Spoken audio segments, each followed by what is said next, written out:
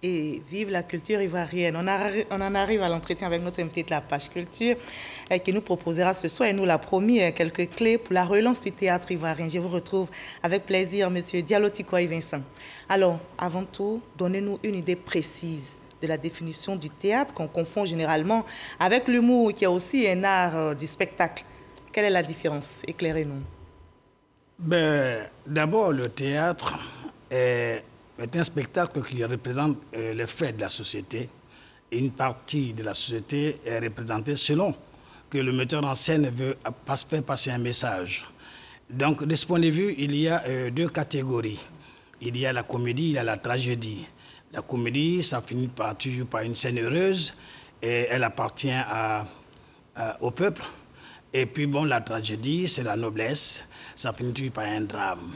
Donc, voici deux tendances qui ont marqué le théâtre dans l'ancien temps avec Corneille et Cide.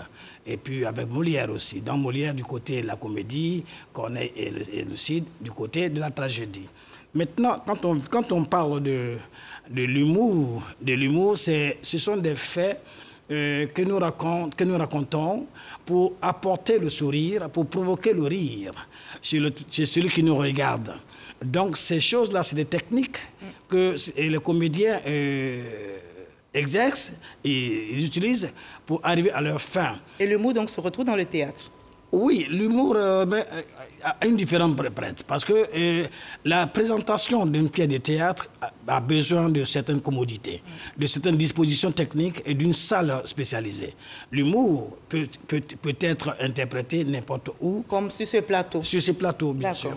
Donc, là aussi, quand on parle de l'humour, on parle de sketch, de scène. Qu'est-ce que c'est? C'est des petits bouts de scène qui sont interprétés par quelques groupes de personnes, mais qui ne dépassent pas 5 minutes. On a toujours du plaisir à apprendre avec vous, mais ce soir, on va parler de la relance. On a eu cette idée nette entre l'humour et le théâtre, je pense, les téléspectateurs qui nous ont suivis.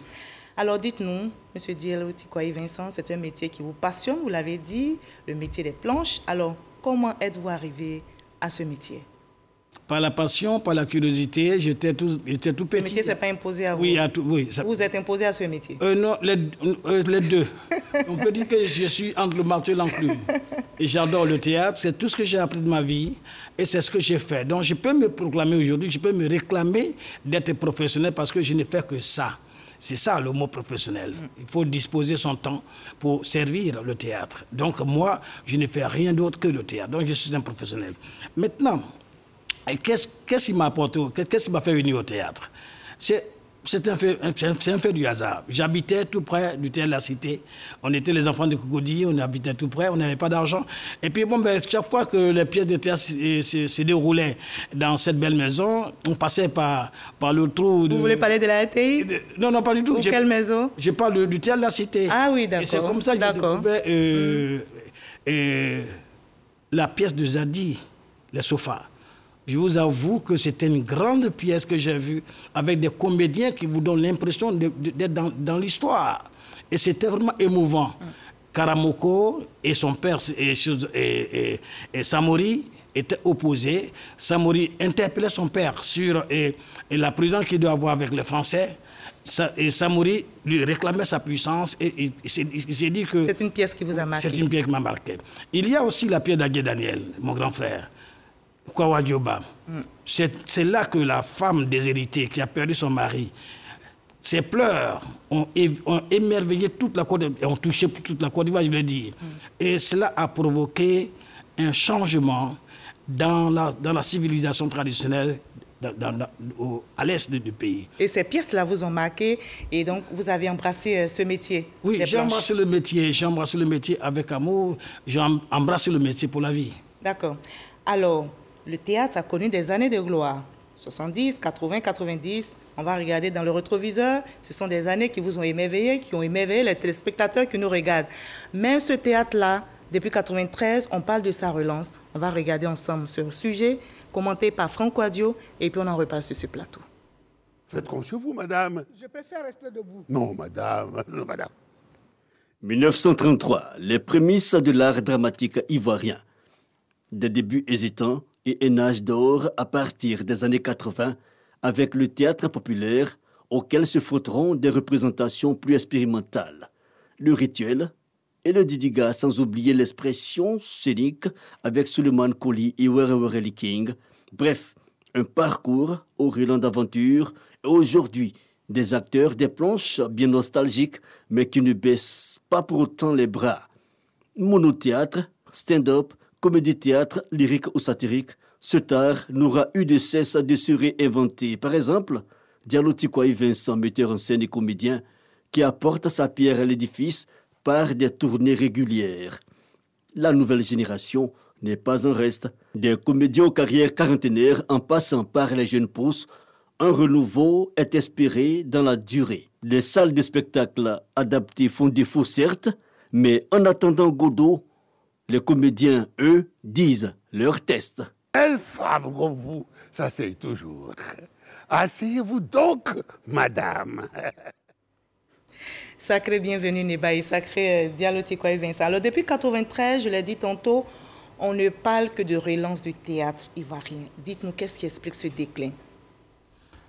Je disais tantôt que le déclin, c'est la régression de ce qui a atteint la gloire à un moment donné de sa vie, de son existence. Et la relance fait partie de ce réveil du soleil qui s'est couché, qui donne l'impression de disparaître, mais qui revient. Et qui lutte contre les nuages. Donc nous sommes en train de nous battre. Nuages, donc, qui symbolisent les battre pour que ce théâtre revienne dans le cœur des Ivoiriens. Mais alors, comment ce théâtre va-t-il revenir? Mais pourtant, il faut d'abord dire, pour que le théâtre revienne, quel est son impact sur la population. On dit ici, dans une définition, que le théâtre est un outil indéniable de développement de l'individu. Cela veut dire que le théâtre participe à l'émancipation de l'individu. Est-ce que cela suffit pour qu'on parle du retour du théâtre? Je dis oui. Si on parle de l'émancipation, nous sommes dans le civisme. Nous sommes dans la déviation, c'est-à-dire dans le retour vers les fondamentaux, vers les valeurs. Jusque-là, vous n'avez pas encore dit ce qui a fait que le théâtre a reculé. Il a reculé parce que nous n'avons plus d'espace d'expression. Il a reculé parce que nous n'avons pas cette faveur que nous avions avec la RTI. Notre grille de programme a disparu. Nous n'avons pas d'émission, nous n'avons pas d'espace pour diffuser nos pièces. Heureusement que vous avez cet espace aujourd'hui, oui, que la page culture. Mais je ne sais pas comment vous remercier, je ne sais pas comment remercier, parce qu'il y a plein de choses qui sont passées en un rien de temps. Et je pense qu'il y a quelque chose qui se pointe à l'horizon. D'accord, le soleil donc se lève toujours, vous l'avez dit. Oui. Qu'est-ce qu'il faut justement pour faire revivre le théâtre? D'abord, pour faire revivre le théâtre, il y avait des valeurs qui ont fait naître, qui ont produit des talents. Il y avait des festivals tels que le festival du théâtre scolaire, qui s'est détourné des fondamentaux et qui n'est plus ce théâtre scolaire que nous avons connu, qui a fait naître Fargas Assandé, qui écrase tous les écrans du monde, qui a fait naître, comment on appelle ça, qui nous a proposé Bizier, qu'on appelle Zoumana, et Adrien Coutoir, et tous ces talents-là sont passés par les vacances culture et théâtre scolaire. Donc le théâtre scolaire doit revenir. Doit revenir. Et s'il devait revenir, il faut qu'il soit dans la main des professionnels. C'est-à-dire, il faudrait que le ministère de l'Éducation nationale, qui s'est accaparé de ce théâtre et qui l'a phagocyté, puisse nous remettre notre théâtre scolaire pour que nous puissions faire naître des talents. Il faut aussi parler de vacances culture qui permettaient à des talents, à des acteurs, de se retrouver dans une ville et pour compétir et apporter la saveur qu'il faut, la saveur théâtrale. D'accord. Alors, justement, heureusement que les acteurs existent et vous êtes là, M. Diallo Tikwaye. Vous avez organisé dernièrement, c'est en 2 secondes seulement, vous allez réussir cet exercice au Palais de la Culture de Trècheville. C'est aussi des actions. Oui, c'est le départ. Et vous avez rendu hommage au président de la République. Oui, nous avons rendu hommage au président de la République et nous souhaitons qu'il nous regarde un peu. Qu'il nous regarde parce qu'il regarde tous les Ivoiriens. Mais nous pensons réellement qu'on a besoin de lui pour que notre théâtre renaisse. Nous lui avons rendu hommage, ce n'est pas pour ça, mais il le méritait. Il méritait parce que je ne cesserai de le dire. C'est le seul président qui a donné une rente viagère à nos aînés qui vivent décemment leur fin de vie. Et je pense que cela doit être dit, et clairement dit, et le faire, saluer cette action de ce grand homme, nous n'en ferons pas assez. Merci beaucoup, M. Diallo Tikwaye Vincent. Malheureusement, le temps nous persécute. On aura d'autres espaces pour parler du théâtre ivoirien qui est si riche. Merci d'avoir été avec nous. Moi, je parle désormais du retour du théâtre. Je ne suis pas en train de tergiverser. Nous avons commencé. Le championnat, c'est pour bientôt. Nous allons commencer les choses en novembre. Merci beaucoup, M. Diallo Tikoy Vincent. Merci d'avoir répondu à nos questions et surtout d'avoir été notre invité de la page culture de ce samedi. Le soleil se lève toujours. C'est une expression qui me marque. Et justement, le théâtre ivoirien qui a connu de beaux jours et révélé de nombreux talents doit revivre. Pour le bonheur des amoureux des planches, acteurs, politiques, mécènes sont tous conviés au chevet du 6e art. Merci de nous avoir suivis. Vive le 6e art, vive le théâtre et vive la culture ivoirienne. À demain 20h.